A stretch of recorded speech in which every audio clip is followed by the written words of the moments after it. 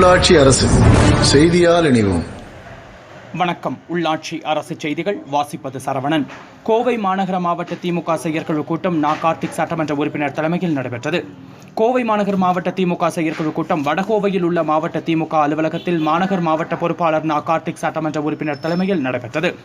இந்த கூட்டத்திற்கு மாவட்ட பொறுப்புக்குழு உறுப்பினர்கள் நாச்சிமுத்து, குமரேசன், குப்புசாமி, உமா மகேஸ்வரி ஆகியோர் முன்னிலையில் நடைபெற்ற இந்த கூட்டத்தின் துவக்கத்தில் மறைந்த பீளமேடு பகுதி கழக பொறுப்பாளர் கோவிந்தராஜ் மறைவிற்கு 2 நிமிடம் மௌன அஞ்சலி செலுத்தப்பட்டது. இதனைத் தொடர்ந்து இந்த கூட்டத்தில் மத்திய அரசு கொண்டு வந்துள்ள குடியுரிமை சட்டத்திருத்த சட்டத்தால் ஈழத் தமிழர்கள் மற்றும் சிறுபான்மையின முஸ்லிம் மக்கள் பாதிக்கப்பட்டுள்ளனர்.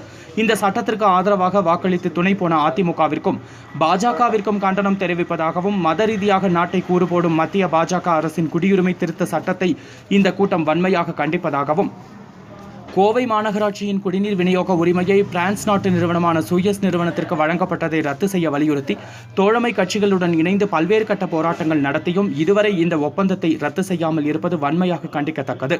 இந்த ஒப்பந்தத்தை ரத்து செய்யும் வரை போராட்டம் தொடர்ந்து நடைபெறும். கோவை மாநகராட்சி முழுவதும் டெங்கு காய்ச்சல் வேகமாக பரவி வருகிறது. கோவை அரசு மருத்துவமனை ஒரு சுகாதார சீர்கேட்டின் இருப்பிடமாக திகழ்கிறது.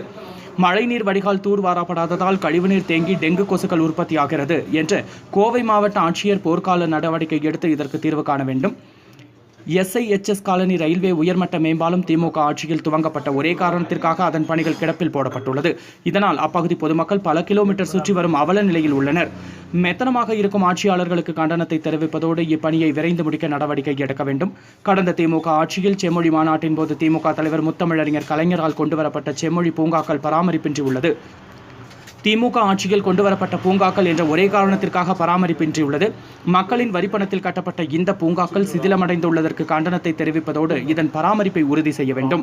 தை முதல் நாள் தமிழ் புத்தாண்டு பொங்கலையொட்டி கோவை மாநகர் முழுவதும் சிறப்பாக கொண்டாடுவது. இந்த விழாவில் கோலப்போட்டிகள், பள்ளி மாணவ மாணவிகளுக்கு விளையாட்டு, கிராமிய நடன நிகழ்ச்சிகள் நடத்துவது உள்ளிட்ட பல்வேறு தீர்மானங்கள் நிறைவேற்றப்பட்டது.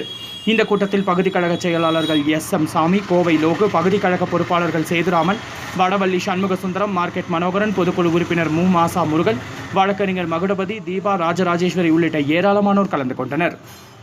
செய்திகளை உடனுக்குடன் தெரிந்து கொள்ள உள்ளாட்சி அரசு செய்திகளை சப்ஸ்கிரைப் செய்யுங்கள். தொடர்ந்து பெல் பட்டனையும் பிரஸ் செய்யுங்கள்.